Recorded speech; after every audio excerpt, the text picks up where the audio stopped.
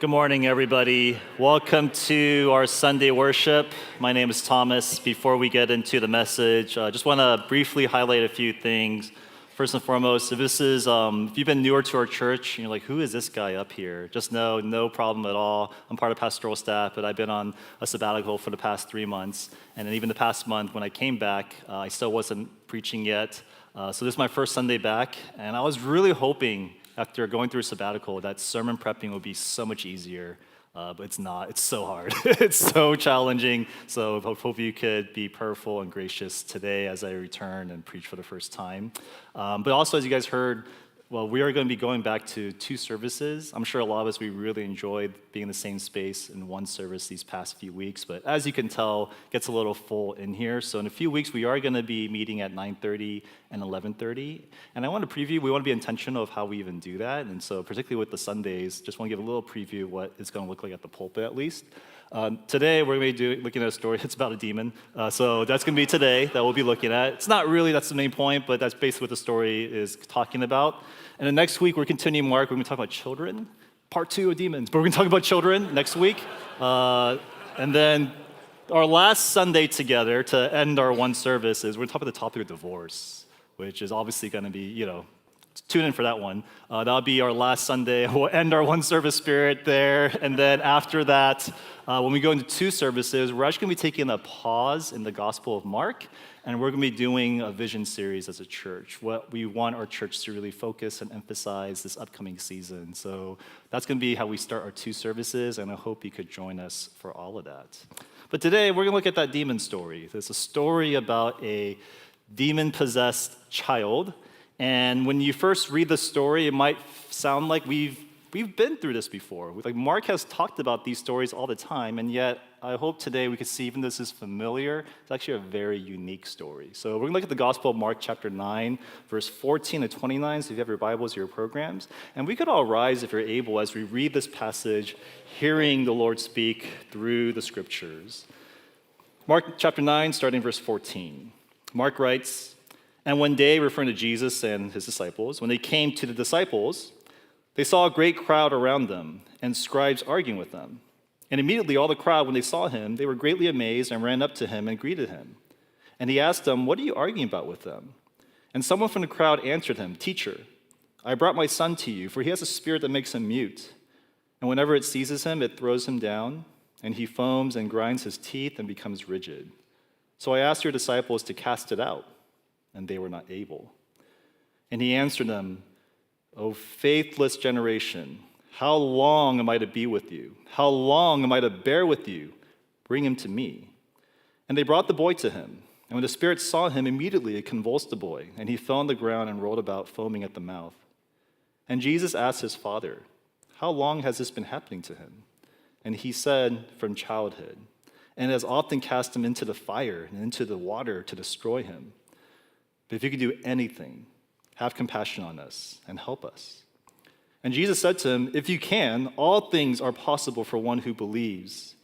And immediately the father of the child cried out and said, 'I believe, help my unbelief.'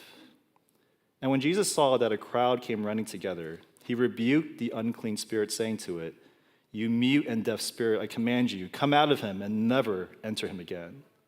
And after crying out and convulsing him terribly, it came out, and the boy was like a corpse, so that most of them said, 'He is dead.' But Jesus took him by the hand and lifted him up, and he arose. And when he had entered the house, his disciples asked him privately, 'Why could we not cast it out?' And he said to them, 'This kind cannot be driven out by anything but prayer.'" This is the reading of God's word. Would you join me in a word of prayer before we begin? Father, as we gather together on this Lord's Day, may we be able to, for a moment, pause to pay attention to you, to hear your words, and to be able to know what your Spirit is trying to speak to us through the story and through the life of Jesus. We pray this in your Son's name. Amen. You may be seated. One of my favorite books that I've read a few years ago was this book called Save the Cat. It's not a novel. It's actually a screenwriting book. So if anybody's interested in writing a screenplay, this is kind of like one of the go-to books that you go to understand the elements of writing a screenplay. It's written by this person connected to Hollywood named Blake Snyder. And Snyder's whole argument is when you write a screenplay, you can't just write whatever you want, even if it's your story. But he talks about every story, every good screenplay, it has like certain beats. You need to have certain elements in there for it to work. And he doesn't know why, it just works this way. And so he highlights the idea that when you write a screenplay, there's of course a beginning, there's a middle, there's an end. But he talks about, but every story, like in the midst of that, you're gonna have certain moments that you just need to include. So for example, he'll say every movie has to begin with some type of opening image. Think Odyssey, wooden horse in the beach. What is that? You'll find out. That's kind of how movies are supposed to begin. And he talks about this interesting event, this calling, this kind of like setting up the plot of where the protagonist is going. He talks about this journey, that's the next part of the movie, that you just have to go on a journey with whoever the protagonist is. There's gonna be trouble that comes. That's what makes every movie interesting is there's trouble and what's gonna happen in that trouble. There's a resolution that takes place, and then final image. And that's how you end the movie. Of course, you could be creative in how you arrange it, but what Snyder argues is the fact that you have to pay attention to these beats. Look at these beats and put thought into it, and there's your screenplay.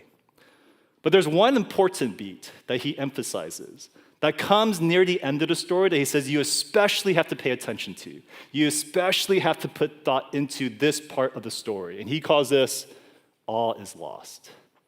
There's a moment in every screenplay where you must, in the story, talk about this moment where all is lost for the protagonist, where the situation falls apart and it feels hopeless and you feel like there's no way out of this. What's gonna happen next? And that's what makes the screenplay interesting. For example, Star Wars. When Obi-Wan dies, all is lost. He's the one who mentored Darth Vader. The mentor is gone. What's Luke Skywalker gonna do? Or think about Infinity War. When Thanos snaps, all is lost. What's gonna happen? Find out in Endgame, but that's kind of what it sets you up to be. All is hopeless, all is lost. Or think of the movie Elf. When Buddy, he's happy and in love, and he goes to his father's office, and his dad goes, "You're not my son, get out of here." And Buddy gets lost in New York. What's gonna happen? All is lost. And every screenplay, Snyder argues, like you need to pay attention to that moment, because those are the pivotal moments of most stories. Have any of you ever experienced an all is lost moment in your life? Have any of you experienced a situation where it felt kind of hopeless, where you don't know what's gonna happen next? Are any of you experiencing that maybe right now? In movies, these all is lost moments, they usually happen dramatically, like in one scene, like a Thanos snap or someone dies. That's usually the typical way this appears in a movie screenplay. But in real life, sometimes it happens in a dramatic moment. But for a lot of us, these all is lost moments, it's usually gradual over a long period of time, where even though you try and try and try, it begins to feel hopeless.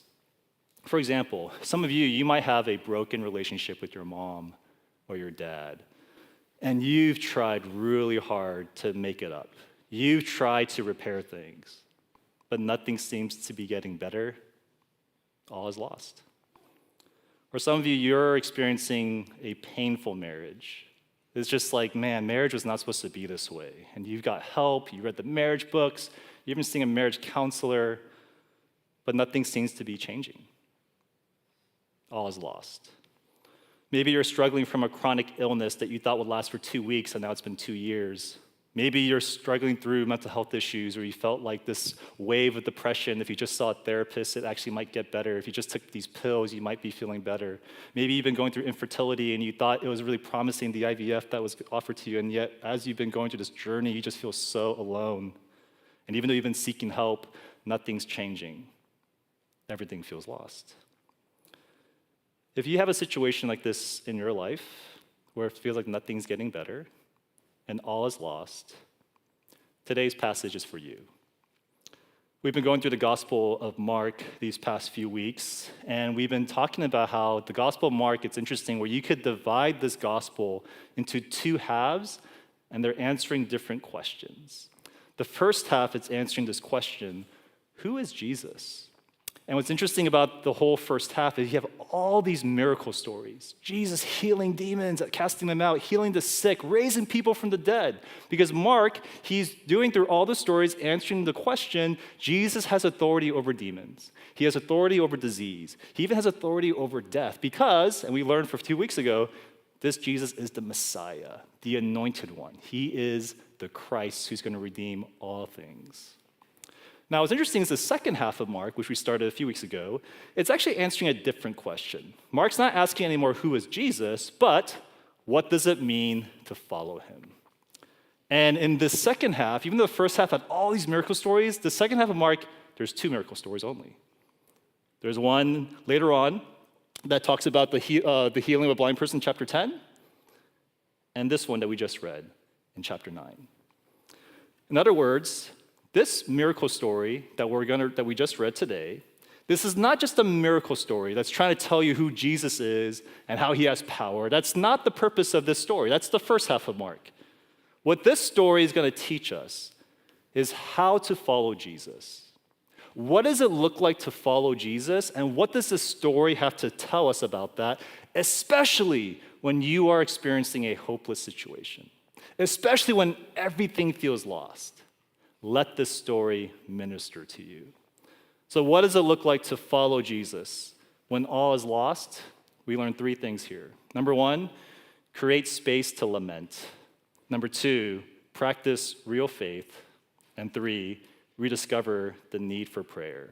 So create space to lament, practice real faith, rediscover the need for prayer. Let's talk about the first point, creating space to lament. After Jesus, James, and John, they were at the mountaintop. We learned that last week. The transfiguration happened.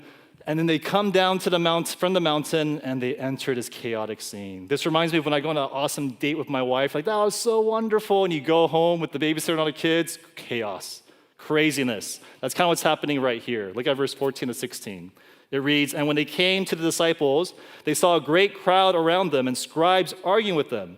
And immediately all the crowd, when they saw him, were greatly amazed and ran up to him and greeted him. And he asked them, 'What are you arguing about with them?'" So you have Jesus' disciples, they're arguing. You have these religious leaders, they're arguing. You have the crowd, they're like going crazy. And Jesus is like, what is happening here?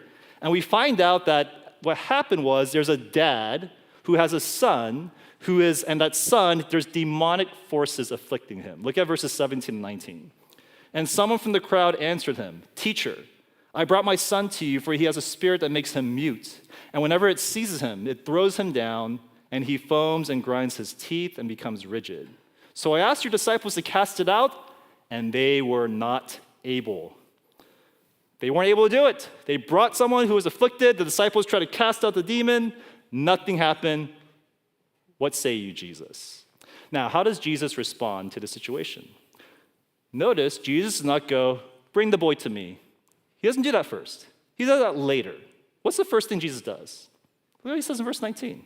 Jesus says, he answered, "O faithless generation, how long am I to be with you? How long am I to bear with you?" And then he says, "Bring the boy."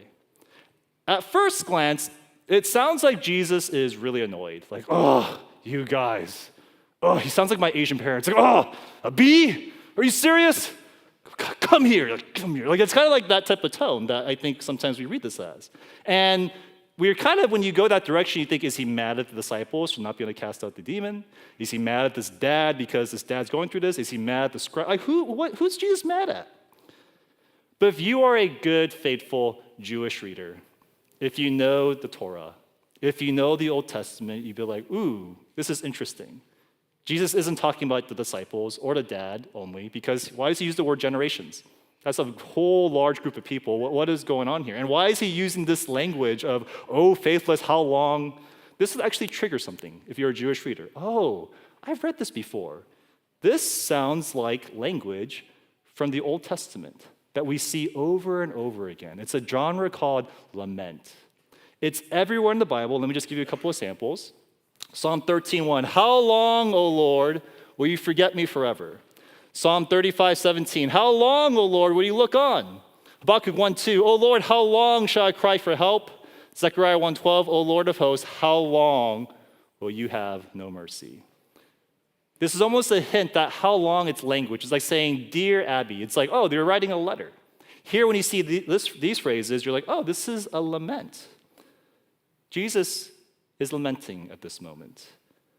Jesus, when he sees a situation, that's the first response that he gives. Now, what does it mean to lament? A lot of us here, when we think of the word lament, we think complaining, oh, it's hot in here, or something along the lines of whining. That's different, a little bit different than the idea of biblical lament.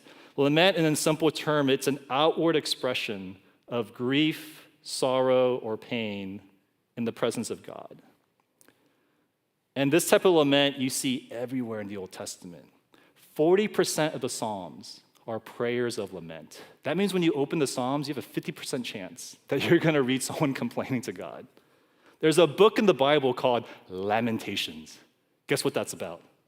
It's the whole book of lament. And Jesus, the most fully human being who ever walked this earth, this isn't the only time he laments. He laments, "O Jerusalem, Jerusalem," and grieves over the city. When Lazarus dies, it says Jesus wept. In other words, Jesus, his first response to this situation with the Father, it's not to jump into action, it's not to get angry, but it is to lament over the situation. And this teaches us something. If you're a follower of Jesus, when you're feeling hopeless and you're running into a situation where it feels like all is lost, we are to create space to lament over this. And this is very weird for us. If you're like me, many of us, when you go through a hard time or a situation that feels quite hopeless, we don't lament. What do? Hold it together. Toughen up. Suck it up. Stuff that down. Don't do anything. Don't just, pretend everything's okay. Because we live in a culture that emphasizes positive vibes, positive thinking. What's that going to help to be sad about something? If you grew up like me, I live in an Asian family where we repress all of our emotions. No sadness, no emotions. Just appreciate the sacrifice your parents gave you. No space for all of that. And so now our reaction when we go through hard times, especially situations where we're stuck, is we try to resolve it. You Google it, you chat GPT, you figure out how to get over it. Or maybe you distract yourself, but you scroll, you stream, you work harder, you start going to the gym. Or this is my favorite one, a one that a lot of us do, we minimize it. Oh, it's not a big deal. It's okay, yeah, that happened, but I'm fine. I remember when I was talking to a college student years ago, her parents got a divorce, and we were talking at a coffee shop, and she was sharing with me, I'm like, oh my gosh, that must be so hard. She's like, yeah, that happens. I'm like, are you okay? She's like, yeah, I'm fine. I'm like, dude, this is a big deal. Like, your whole life kind of changed. She's like, no, I'm totally fine. And as she was saying that, a slow teardrop just started coming down her face. And I was like, your body's telling you you're not fine. And yet, for a lot of us, that's what we do. I'm fine. I'm okay. People go through harder times. It's no big deal. What does it look like instead to lament? Before you move on, before you chat GPT, before you say it's okay, what does it look like for you to actually lament the situation? Lamenting is, in simple terms, you sit in your pain, you just sit there, and you bring it to the presence of God. God, I'm really sad. God, this is really hard. God, I'm angry at this person. God, why is this happening to me? This feels so unfair. Have you done that before? Do you do that in situations that are hard, where you pause to lament? Here's the thing, if you don't pause to lament something, those emotions, they don't go away, but they begin to do something to you. I've shown this image to our staff these past few weeks, and I'm going to probably show it to you guys more than once, but here's a nice little image when it comes to the idea of viewing our emotions. They call this the emotional jug. If you're a psychotherapist, you might have seen this before. But emotional jug, it's a framework that shows how emotions tend to work in the human body. There's beautiful emotions like happiness, delight, pleasure, and there's negative emotions like anger, sadness, and fear. Notice the negative emotions tend to be bigger and tend to be rising to the top, because that's how human beings work. It's really hard to be loving to your wife when you're angry. It's hard to be relaxed when you're sad. Because our emotions, the negative ones, they are often the strongest emotions, and that's why they rise to the surface. But a lot of us, what happens is we push that down. We go, oh, anger is a sin. Sadness, can't feel that. Gotta just love, just gotta be happy. And what happens is when you do that, if that's your automatic response, it tends to color all those other emotions in you. It's hard to be loving. It's hard to be joyful. That's why a lot of you who went through some crap in your life, you're not very happy people. And it's not because you went through stuff in your life, because you never processed that stuff. It's just like stuffed inside of you. What happens when you actually have permission to lament? When you open that jug and let it out? What happens is in those moments, you bring that pain into the presence of a compassionate God. This is why people who experience loss and hardships, they either become, do you notice, the most bitter, hardened people, or the softest, most compassionate people. There is no in between. When you only experience loss, you become hardened. But when you experience loss and you lament it, this is when compassion takes place, because you're experiencing the compassion of God over those painful situations in your life. Mark Rogop, he says it like this, quote, "Lament, it is how we bring our sorrow to God. Without lament, we won't know how to process pain, and silence, bitterness, and even anger can dominate our spiritual lives instead." And I think this speaks for a lot of us. We just don't have a language of how do I let this out and who do I let this out to? The scriptures tells us this is lament. This is what it means to be human. People have asked me, what was the highlight of your sabbatical, Tom? Like these past 3 months, like what did you enjoy the most? And my surprising highlight when I think back was this personal camping trip that I took by myself. I got a tent, I got a sleeping bag, I went camping for 1 day, but here's the catch, it was a silence and solitude thing for me, so I brought no phone, I brought no music, I didn't even bring any books. So I was just alone by myself in the dark. It was weird, like I was in a campfire and all these families, I'm just like this psycho sitting with my hood, just sitting there in the dark. I'm like, this is amazing. Like, this is the highlight. And the reason why it was a highlight was not just because I was by myself, but I did an activity. What I did before I went camping was I wrote on these note cards every painful memory I could think of in my life. All these like painful memories that I'm very aware of, that I talked to my therapist about, that I've talked to my friends about. I'm very aware of these moments in my childhood, in high school, and college, but I just wrote them all down.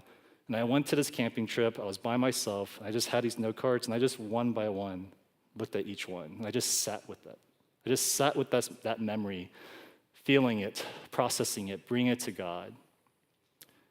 That took me about like 3 hours, just sitting there, going through all that. A lot of pain, a lot of trauma.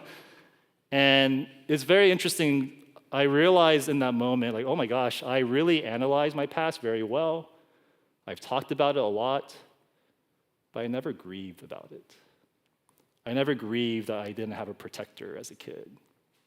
I never grieved that I was the only Asian kid in a predominantly white school. I never grieved about relationship losses that I went through. I never felt sad about church hurt. I knew about it, I analyzed it, but did I feel it? Did I lament? That was the very first time I ever did that. What about you? I feel like a lot of you, you know what happened to you. You shared what happened to you. But these feelings, you've never grieved and lamented over it. And this is our call.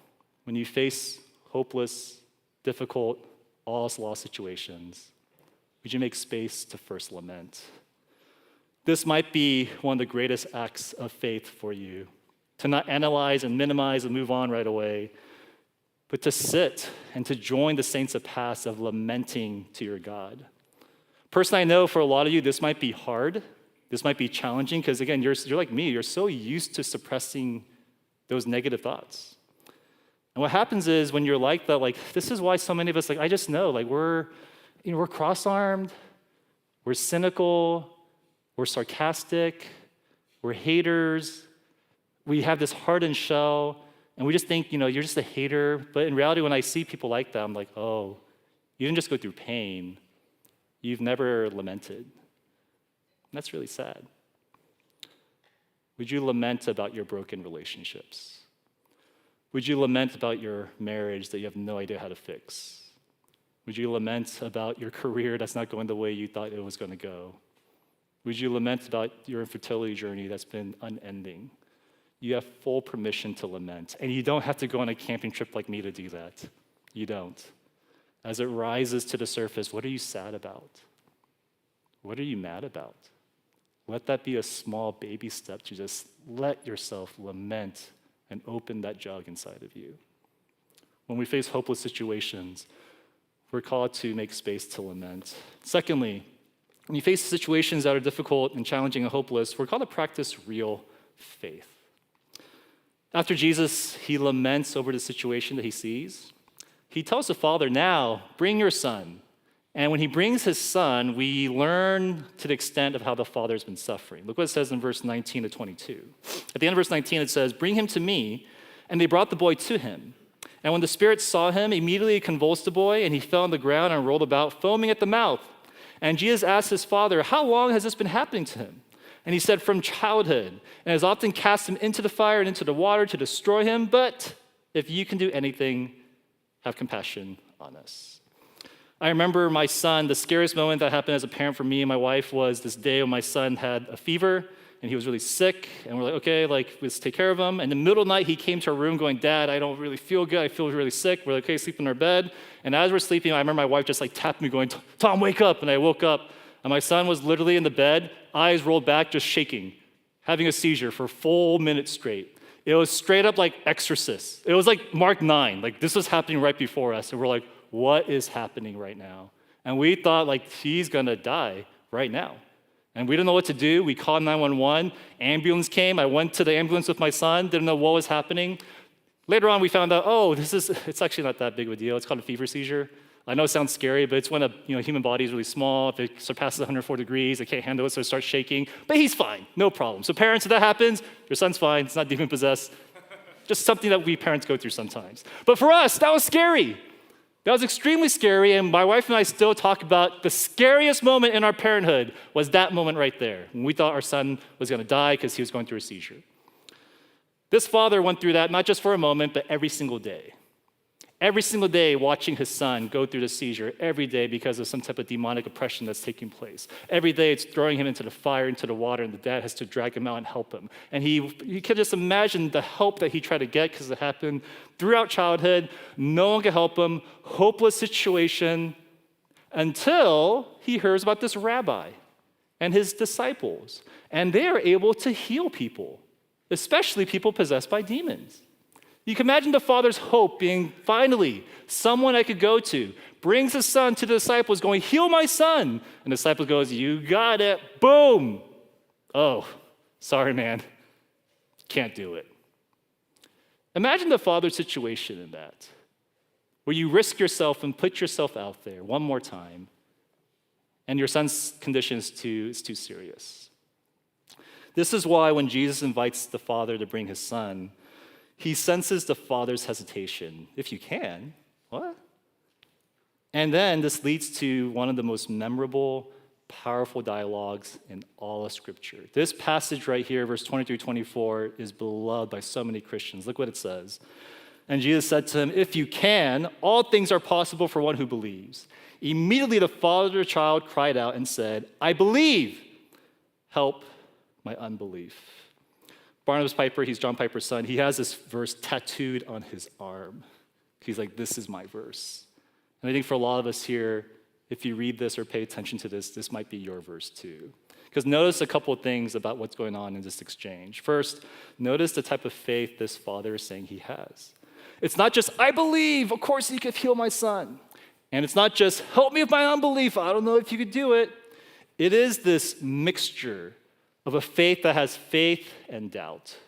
And somehow these two coexist with one another. And this dispels a notion that we tend to have about faith. A lot of times we think faith means no doubts. You believe, and that's what it means to have faith. But this passage teaches us that actually faith is, you have doubts, but you bring them to Jesus. You're able to bring that doubt to him, and they coexist. And this is why this passage is so beloved. Because this father does not have extraordinary faith. He has a faith that sounds like our faith, right? It sounds very relatable, and this is what the father has. Secondly, notice that how Jesus responds to this type of faith. Notice Jesus doesn't see this father go, I believe, help my unbelief, and Jesus goes, do you know who I am? I'm the Son of God. How dare you come with doubts? Go clear that up, and then maybe I'll come heal your son. That's not what happens here. Jesus doesn't say that. In fact, Jesus sees this mixed faith and doubt that's going on, and he responds to it by healing the son. Lastly, notice how he doesn't just record this, but he highlights this type of faith that's going on. This miracle story in the Gospel of Mark, and remember, there's a lot of miracle stories. This is the longest miracle story. Matthew and Luke, they also have this miracle story in their Gospels, way shorter. Mark makes it really long. He's the only one who includes this dialogue because Mark is trying to emphasize this is the type of faith that Jesus responds to. Not because it's extraordinary or crazy powerful, but because it's real. It's authentic. It's what's in that Father. And this is what it looks like to practice faith when facing a hopeless situation. A few takeaways for us in our lives today. Number one is this: when you struggle, going through hopelessness, feeling all is lost, be real about your faith. A lot of us grew up thinking spiritual maturity means certainty. God is real, never question. Are you going to die, go to heaven? Of course I am. That's faith, and we all feel that. We all see that around. That's the church environment that we grew up in, and so we feel this pressure in community groups, in prayer requests, to give the right Christian answer, even though deep down inside in our hearts we're kind of shaky. Tim Keller, I love one thing he said. He says, whenever I hear people say, I'm not scared to die, Keller's response is, liar! It's too scary to have that type of stance. It's too frightening when you're really honest with yourselves. Be real about your faith. Be real about where you're really at.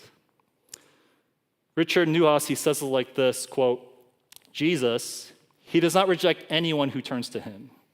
At times we turn to him with little faith, at times with a mix of faith and doubt, when more sure of the doubt than of the faith.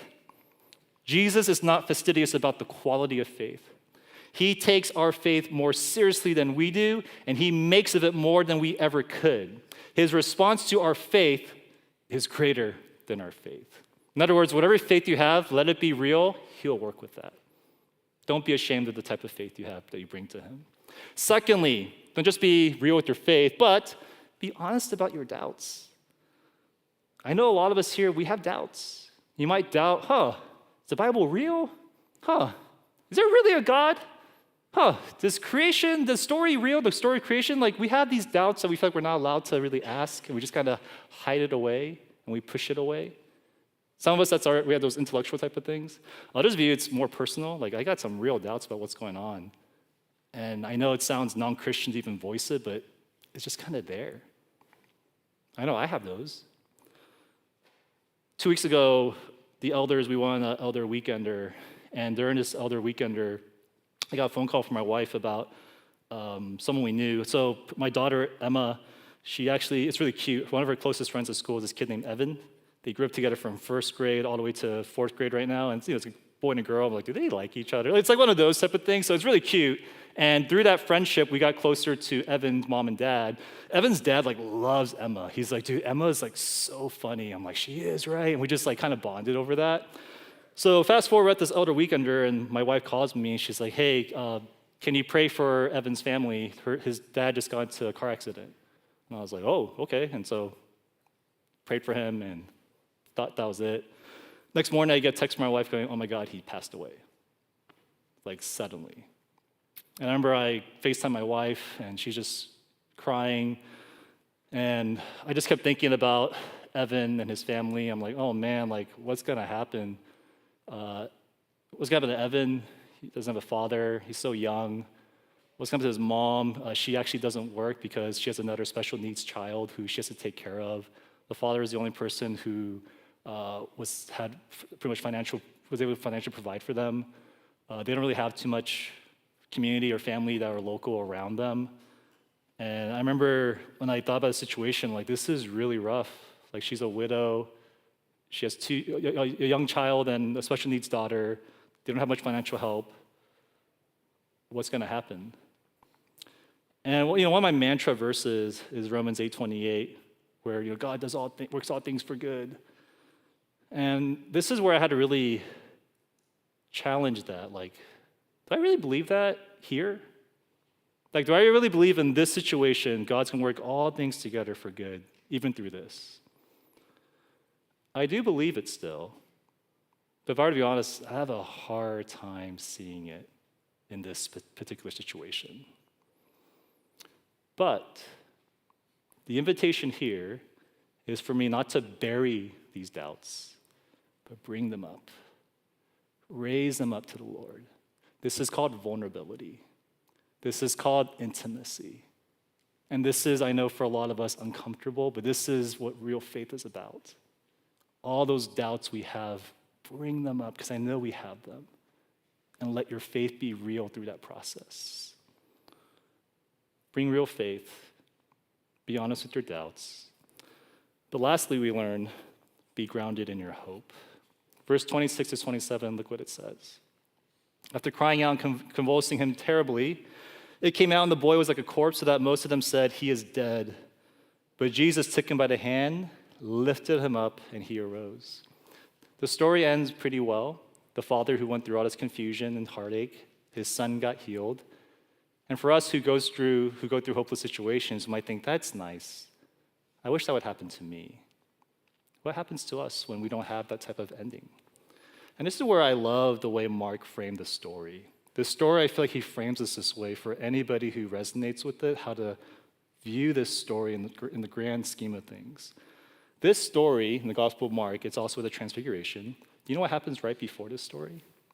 Right before this is the first time Jesus predicts his death and resurrection. He tells his disciples, I'm going to die, I'm going to rise. This story happens, and you know what happens after this story? His second prediction of his death and resurrection. I'm going to die, and I'm going to rise. It's almost as if Mark is trying to tell us, this story, you must view it in light of Jesus' death on the cross and his resurrection of life. We have a God who's not distant in our suffering, but takes it upon himself to die for it so we would never have to experience that again. And we have a God who rises and makes all things new. And only when you view your situation with this framework are you able to have any hope when you don't understand what is going on. So for you, how do you need to practice faith in the situation you're in your life? Some of you, you've been playing the Christian game too long. How are you doing? I'm fine. God is good all the time. You're just you're faking it. And I think for some of us, we have to be a little more real, because God could work with whatever you have that's real. Some of you, you've never faced your doubts. You've never let it creep up to the surface. And maybe the invitation for us is to be vulnerable and to admit that I do have something I'm struggling with. And maybe some of you, you're really real with your faith. You're very honest with your doubts, and you need a little more hope. You need a little more of a framework of what Jesus has done, grounding your faith in the fact that Jesus died for your sins. He also is resurrected to make all things new. For some of us here, what we need to do is we need to practice a real faith during this season. Lastly, when you're facing a hopeless situation and all is lost, don't just lament, don't just practice faith, but there's also going to be a moment to discover your need for prayer. The story ends when Jesus and his disciples, they actually leave the scene, they go to a house, and they have a debriefing. And the disciples, they're confused. Look what it says in verse 28. It says, when he had entered the house, his disciples asked him privately, why could we not cast it out? Like, what happened? Like, the demon, why couldn't we do it? And they're understandably confused because earlier in Mark, the disciples were able to do it. It says in chapter 6, verse 7, he called the 12, began to send them 2 by 2, and gave them authority over the unclean spirits. And they cast out many demons and anointed with oil many who were sick. So what's the deal? Why this situation they couldn't do it? And the story ends in verse 29. Look what Jesus says. He said to them, this kind cannot be driven out by anything but prayer. Dr. Martin Lloyd-Jones, he's a famous preacher back in the day. He looked at this passage and he highlights this phrase, this kind. He says the reason why the disciples could not cast out this demon is because, quote, the demon was in too deep for your ordinary ways. You had a methodology that you cast out demons before, disciples, but this kind, it's in far too deep, where you cannot use the old methodologies to cast it out. Something new, something supernatural, something different has to happen. And I think this is where we learn about our own situations, why perhaps sometimes God allows it in our lives. Because this is where we're so used to at times with the small problems in our life of just dealing with it. We live in a culture that just like trains you to like deal with your issues, you have control. I mean, when you get lost in the road, like, dude, if you're like my generation, when you were lost in the road, like you were lost. Like you had to stop by a gas station and be like, hey, where do I get to the 57? Like we just don't know what to do. No one gets lost today. We have our GPS, or like we're just lost and just reroutes you. We're so privileged. Like we're fine. It's all good. When we don't know what to do, like how do I do this? Google it, or ChatGPT tells you everything what you need to do. When you feel like you need a change of lifestyle, you just read Atomic Habits and you change your lifestyle, and you just have a better lifestyle, a better day today. And these are all good things. This resolves most problems. But there are some things that you're going to encounter where the problem is far too deep. It's far too deep for your ordinary resources to take care of it. GPS helps you when you're lost in the road. What happens when you're lost in life? You're lost in your career. You're lost in your marriage. Good luck, GPS. What happens when ChatGPT tells you what to do? You know exactly what to do, but you can't do it. I know I shouldn't watch that. I know I shouldn't go near that person. I know, and yet I just keep doing it. You can use Atomic Habits to battle your lifestyle issues, but you can't use Atomic Habits to battle your trauma, your fodder wounds, your addictions. Good luck with that. The demon is in too deep. And this is where we need beyond ordinary ways to break out of this spell. This explains why upper middle class people, we have so few stories of God breaking into our lives. Like I don't hear it much in Orange County. You know, I had this radical encounter with Jesus, at most maybe in high school when we had no resources. Us older, affluent, comfortable people, we have designed a perfectly safe life where we are in complete control. And in that space, we go, where's God? Like, how come I don't feel spiritual? It's like, you never gave God a chance. You've never invited him to come near you. You've never really depended on him. At most, you pray for your meals. But beyond that, there's no real pleading. There's no real need because we got it together. We're good. And that's why when a hopeless situation arises in your life, as painful as it is, it actually might be a gift for the first time to reveal that you are not in control as much as you thought. There are some demons that are far too deep, and this is where we need to get rid of the ordinary ways of doing things and to turn to something new, something supernatural, something like prayer. Are you relying on the ordinary ways of doing things to change your life? Or are there some things that it feels far too deep? And the invitation is come before the Lord, humbly on your knees, praying to him perhaps for the very first time. To close, can I just close with this quote? Save the Cat, that book that I referenced earlier, it talks about when all is lost, if you're writing the story, what's supposed to happen? What should the protagonist do once he gets over all is lost? And this is what Snyder says. He says, the all is lost beat is where the old world, the old character, the old way of thinking dies, and it clears the way for a new world, a new way of life. In other words, your all is lost moment is not meant to make you the same. You're meant to come changed, transformed. The old way dies, and there's a new way for you. Those of you in a situation like this, are you letting go of your old ways? And are you emerging to a new life? Some of you, perhaps the invitation is let go of that old way of bottling up your bitterness, your anguish, your cross-arm posture, and would there be an invitation to lament, to feel, to access what's going on down here? For some of you, it's about being honest with your faith for the first time. You've been faking it throughout your campus ministry, throughout your youth group, throughout your community group, but maybe this situation, you're meant to be real. Some of you, maybe you've been doing the same old thing, control, chat, GPT, Google, but maybe putting that all aside and realizing the demon is in too deep, and I need a supernatural intervention in my life. Personally, for me, I know with the journey I'm going on is, man, I need to learn to lament. Like this, there is a lot going on down here, and I need like 20 more camping trips just to like open this up, because this is the invitation I think God is journeying me into. It's so uncomfortable, and yet I feel like this is actually what God is doing in my life. What about you? Let's pray.